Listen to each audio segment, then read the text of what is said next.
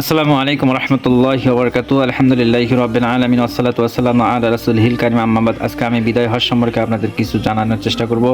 দশম হিজরিতে 632 শীতের হজের সময় আরাফাতের ময়দানে এবং জাবালে রহমতের পাদদেশে দাঁড়িয়ে হযরত মুহাম্মদ সাল্লাল্লাহু আলাইহি ওয়াসাল্লাম যে ভাষণ দিয়েছিলেন তাকে বিদায় হজ ভাষণ নামে পরিচিত।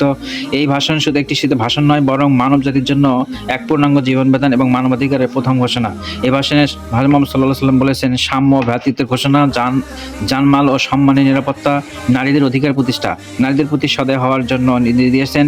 নারীদের ব্যাপারে আল্লাহকে ভয় করো, তোমাদের উপর তাদের যেমন অধিকার রয়েছে তোমাদেরও তাদের উপর তেমনই অধিকার রয়েছে, তাদের সাথে সদয় ব্যবহার করো।